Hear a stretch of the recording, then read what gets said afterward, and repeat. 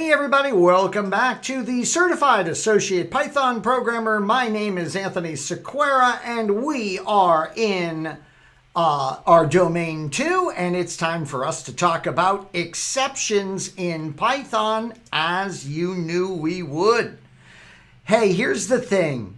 Errors are gonna happen, man. Yeah, it's just gonna happen. Look at this. If we import the math module and then we set a value of x equal to the input that we get from the end user, converting that input into a float, and then we take that value and we do the square root of it, what could go wrong? Well, if you look at this code, you should immediately think of two things that could go badly wrong here. The first thing is someone's going to enter some value for x that isn't a value that can be converted to a float. Sure, like entering a string value would cause a big problem for this application. And then how about the square root function?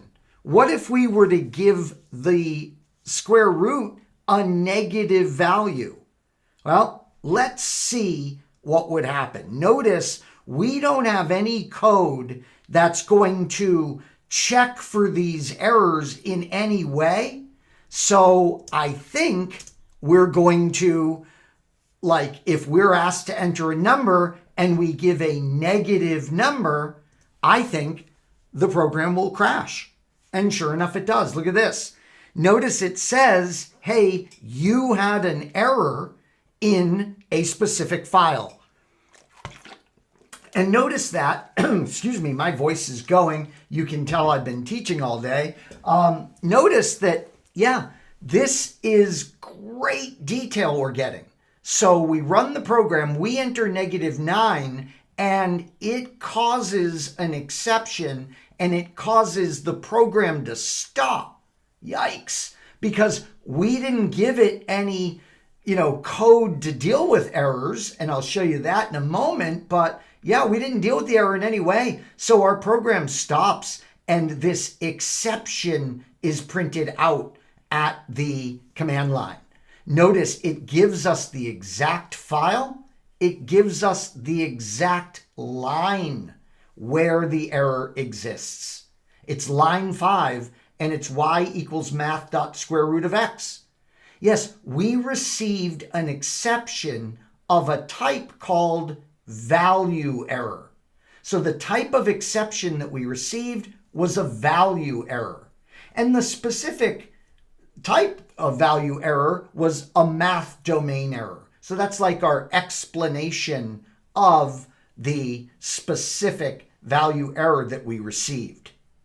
Let's take a look at the other error condition. So we run this program and I feed it a string value. Yep, sure enough, the program will essentially crash. That's what it looks like to the end user. Yeah, they see the program stop and they see this data get dumped out that says, hey, in the specific file in line 3, you have the code of x equals float input enter x, and we had another value error. This time we could not convert the string to a float. And it even tells us what string was provided. So these value errors, two different ones, both of them an easy possibility in the code that we wrote. Yikes, we need to be able to handle stuff like this. And let's take a look at another example. This will be another exception type.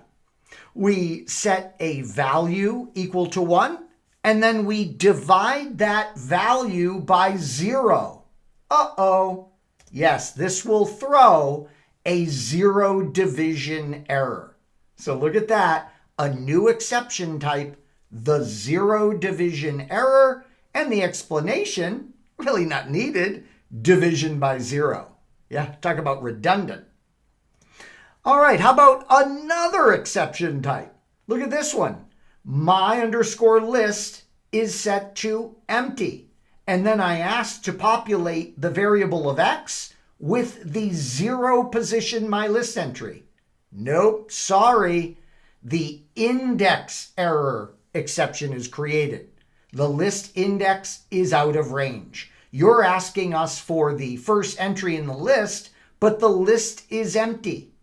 So this is the index error exception type. So see how these different exception types will be raised, as we call it, if we don't handle them, and they'll be dumped out and the program will stop execution. This isn't good. So what do we do about it? Well, as a review, and we're going to get into this in depth, of course, in the next video, but as a way to deal with this, we use try except blocks. Sure. So I could take that example we just had of the empty list, and I could do in a try block, setting the value of x to the first entry in the list, and then I can have an except block, which will be run if anything goes wrong in the try. So sure enough, now there won't be this abrupt ending of this program and this exception data written out to the command line. Instead, what would happen here is the command line would just print go.